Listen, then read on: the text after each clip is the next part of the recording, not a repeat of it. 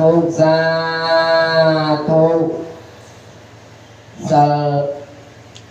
ជាកម្មល្អសិលជាគុណធម៌ពងពោះឧត្តមអ្នកដែលប្រព្រឹត្តគំនិតស័ក្តិសមនៅសិលនឹងនាំដាក់ដល់សួគ៌សុខសិលជាពំនឹងពំនាក់ពាក់ពឹងជាគ្រឿងនាំមុខជាទីអាស្រ័យការពារក្តីសុខ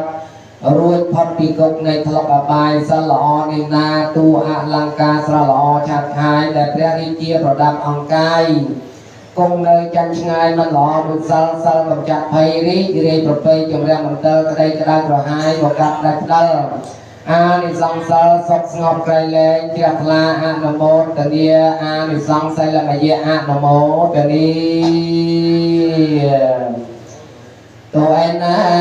ដែលខ្ញុំព្រះករុណាធ្វើឲ្យទាំងផ្លត់ហើយក្នុងព្រះពុទ្ធព្រះធម៌ព្រះសង្ឃជាម្ចាស់សូមព្រះពុទ្ធព្រះធម៌ព្រះសង្ឃជាម្ចាស់អត់ដល់ខ្ញុំព្រះករុណាណាប់ដល់ទឹកឲ្យណាប់ការបាទៀតឧកាសៈសមន្តាចក្រវាលេសោអត្រាកេឆន្តោទេវតាសក្ខមយ៉ាងមុនិរាជាសៈសនន្តោសកមោកទាំងទីផ្ដាទាំងឡាយក្នុងចក្រវាលទាំងឡាយដោយយំវិញចូលអញ្ជើញមកប្រជុំគ្នាក្នុងទីនេះចូលស្ដាប់នៅព្រះសទ្ធំយតអាចឲ្យនៅសួរនឹងព្រះនិព្វានវិធររបស់ព្រះអនាវរណញ្ញាណជាស្ដេចនៃអ្នកប្រាជ្ញឧកាសៈវបតបដិពាហាយៈសព្វសម្បត្តិសតិយៈសព្វតៈ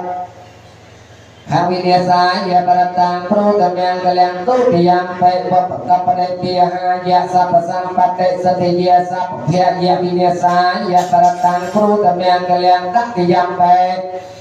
វបតបដិពាហាយៈសព្វសម្បត្តិសតិយៈសព្វរោគៈវិនិសាយបរតាំព្រោតមាំងកលាំងសូមព្រះករុណាទាំង5ព្រះអង្គចម្រើននៅព្រះបរិជ័យអំណាចគោលដើម្បីនឹងការពារវិជា